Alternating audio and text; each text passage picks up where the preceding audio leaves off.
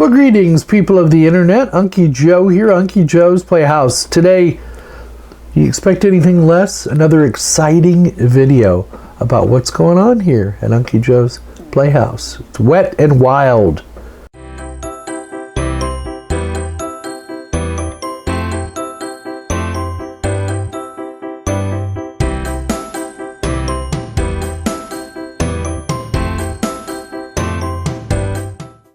Now, one of the reasons I started Unky Joe's Playhouse was kind of like to do a vlog or do a diary of my daily life and stuff that I run into around the house, and the thought was that it could help people like me out there who are just homeowners and trying to get through stuff.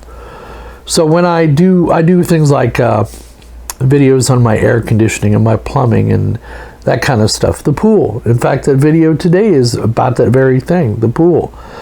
And sometimes people get into things, they jump into things with both feet without thinking them through clearly. I'm one of those people, and just, that's what part of the reason I'm doing this video today is teach you I'm just as fallible as everybody else is out there on the internet that claims to be a professional.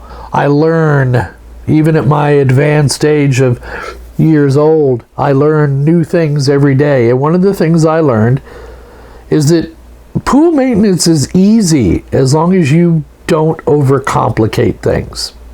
So let me tell you what's going on, right? So as you know, we've had this pool now 3 years. You've watched it.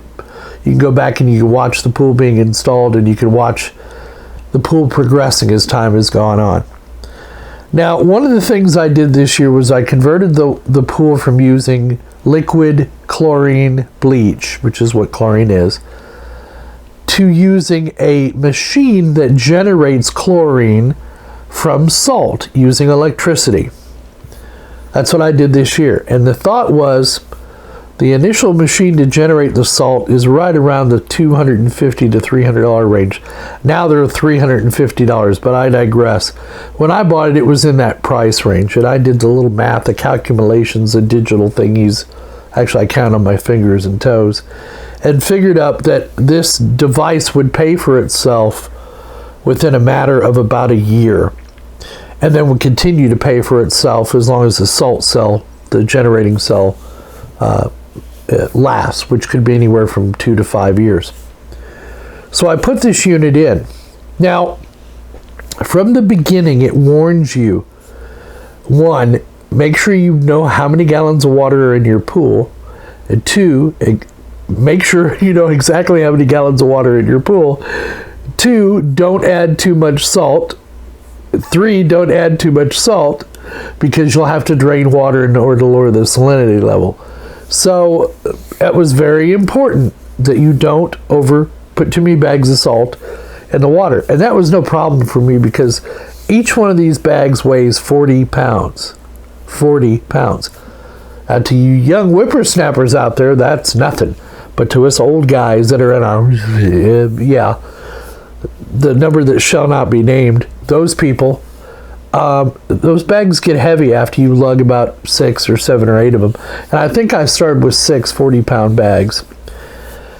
Now, the problem began when I needed to determine how much salt I had actually added to the water.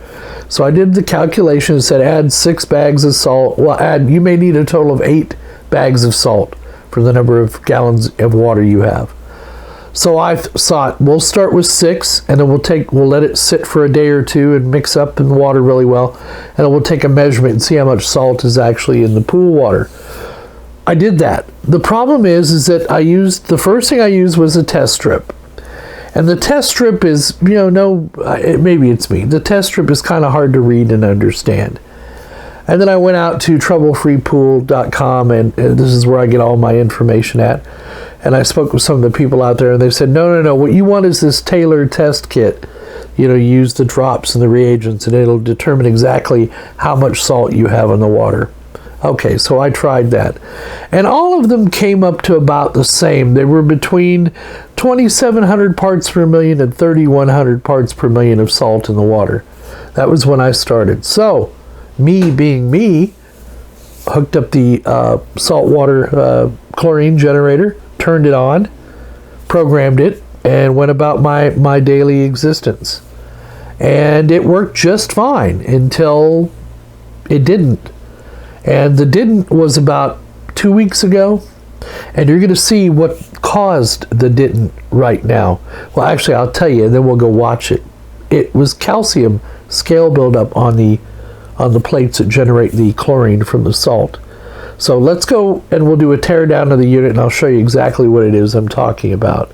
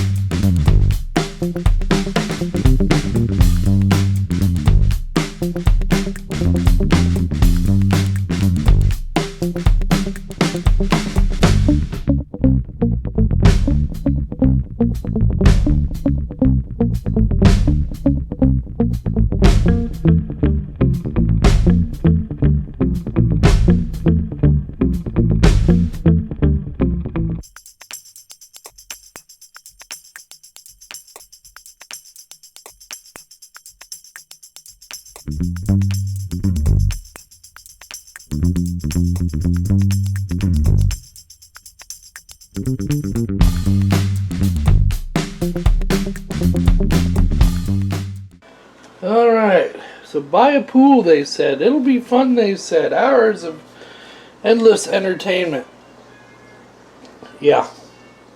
And get a saltwater system because it's less maintenance. Well, that's true. I'm not putting bleach in here every time I turn around, but I don't know if you can see this, but my salt cell has definitely become encrusted with hard water, calcium, lime deposits. So they make it, Intex makes it very easy to service these things.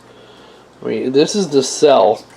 This is typically what you pay $800 to $900 for on a system. And what it does is it puts an electric current across these plates, and it based on the salt content of your pool, it forms chlorine ions that are then ejected out here and into the pool and help sanitize the pool. So, but they do require some maintenance. This has been running since June, May or June. And even though it has a self-clean function, you still need to clean these things. Hopefully, now normally I tell people to buy 91%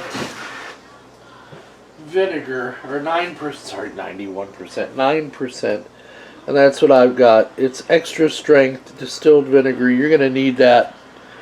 So what we're going to do is remove these plates. And so they make it very easy. This is the flow sensor goes here. This is the return to the pool, and this is the inlet from the pump. And then on each side is your electrode. So you just basically unscrew these and then pull out the electrode. Yeah, easier said than done. It's been in there a while. There we go. So just very carefully pull that out. Now, there's no need to separate the plates or anything. You can see they're pretty well gummed up. There's no need to mess with the plates or anything. We're just going to soak them in vinegar. Same way we have one on. Let me get a plate to set that on. Yeah, we'll just set that right there. And then we'll go ahead and take off this side. This side shouldn't be as bad. We'll just get that. There we go. And you can see this one is, well, it's got a little buildup right there. Not a bunch though. But the other plate is definitely, now these are titanium plates, I believe. They're dissimilar metals. We're going to soak them both in some vinegar. Now the question is how am I going to get that to... Man, I hope I get enough vinegar to fill that glass. That'd be the perfect size to get that in there. So let's hope I have enough vinegar. It says to let them rest for about an hour. The problem is that this is not going all the way to the top. Just go with what I got and let it work on it, and hopefully it'll dissolve the stuff. Then we can rinse it out and come back and put it back into the pool and have it generating chlorine again. Pretty good design. Now these replacement plates, my understanding is they're only about $80 for the whole set. But yeah, if you keep these things clean and keep the calcium deposits off them, they should last you a long time, I would think. And you can see it's making short work of that calcium. It's just destroying it and getting it off there. So we'll give it an hour. It's now 1 o'clock. We'll come back and check it at 2.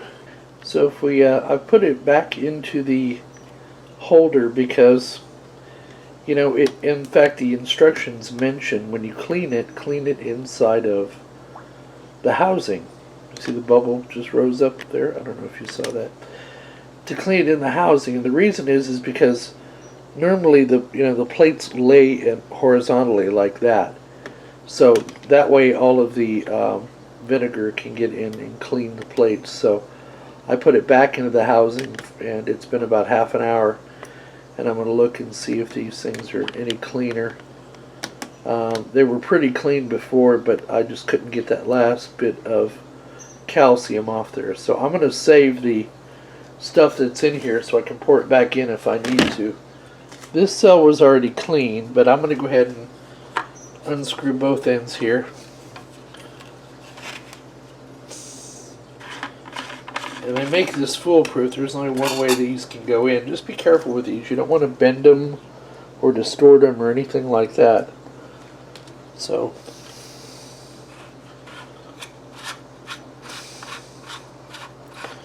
and these are the caps I was talking about, these two items right here and here. These are normally where the output to the pool goes and the input from the pump comes. So if you don't have those, you can't block off the vinegar and keep it from going anywhere else. It'll just leak out. So now, yeah, it looks like this is the calcium I was talking about right here. And it looks like it's done a little bit, oh yeah, done a lot better job. Okay, so now what I'm going to do, so you can see here, same thing.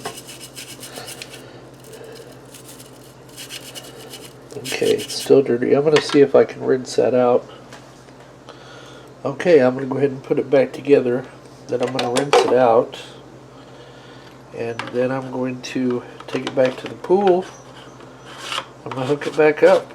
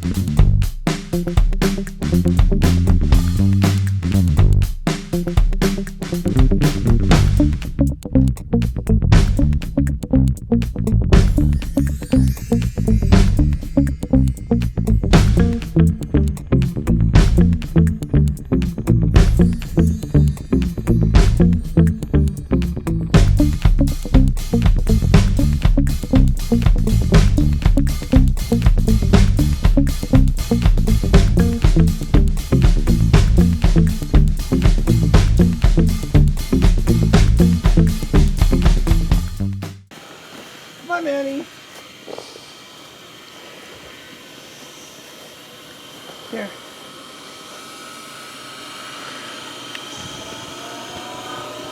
Yay, it's still working. Yeah, it's still working. It says it's making chlorine. And you can see the little bubbles coming out of there. That's it making the chlorine ions. These plates. These are the ones that I cleaned yesterday. No leaks. So now let's just see if there's any chlorine in there. But in the back of my mind, here where all the negativity was, it resides. It was going, there's something wrong with this saltwater generator, this chlorine generator. Maybe the chlorine generator is going bad on you. And what made me think that was when I came out there, it would make a display setting of low salt. It means the salinity level in the water is too low, and it shuts off the unit to keep it from making any more chlorine, because you could, in theory, damage the plates. Well, I didn't damage the plates so much as you saw what they looked like. They build up this scale on them, the calcium from the hardness of the water, and the scale in the water. And we have really hard water here. And they block the ability for those plates to convert the ions from sodium, to break the sodium chloride ions apart and get chlorine. So it would shut off as a preventative measure. Now, I took another salt level reading from the little test strips and from the chemical, and they were both right around, I thought, was 3,000 parts per million. If not that, then at least 2,800 to 3,000 ppm. And the Intex saltwater thing says 3,000 ppm. It'll run just fine, right? It'll run all day.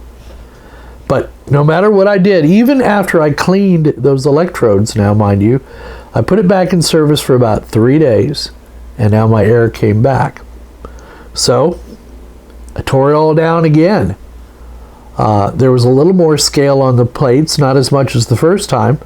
I cleaned it all off, and I was this close to doing a hack, because somebody said on the internet, anytime you get these code 91 errors, and you have low salt warning, but yet you have enough salt in your pool, then you're probably, the little sensor on the Intex has gone bad, and you need to bypass it and run that salt generator in wide open mode. Well, that's what I was going to do.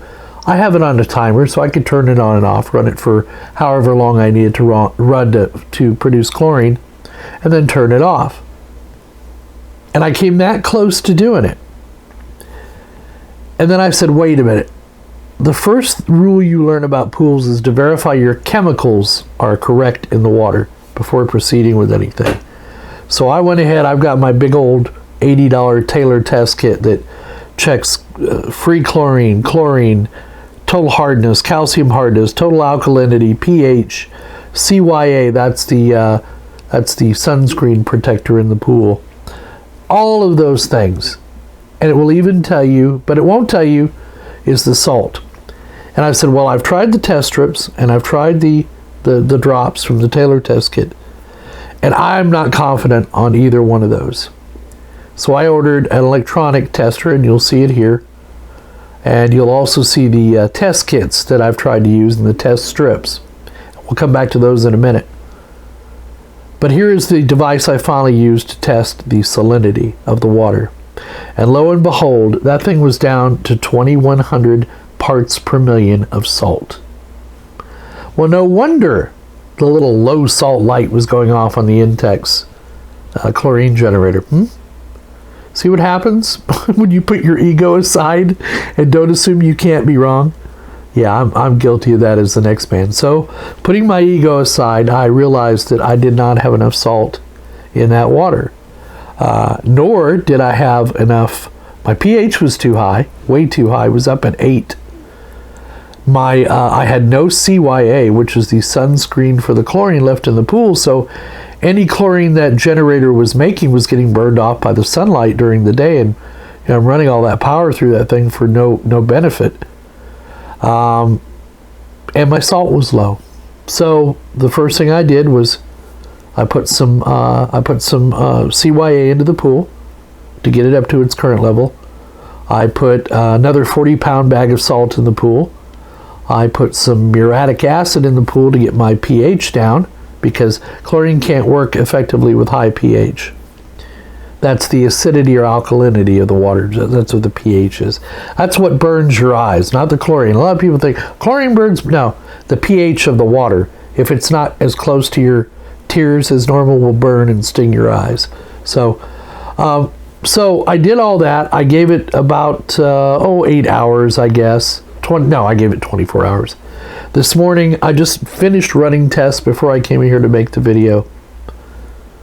My chlorine is up to 5.5. It needs to be around 3. It's a little high, but that's okay, because I shocked it last night by putting a bottle of bleach in to get my chlorine back up. The water is no longer hazy. It's now crystal clear. I could see a penny on the bottom.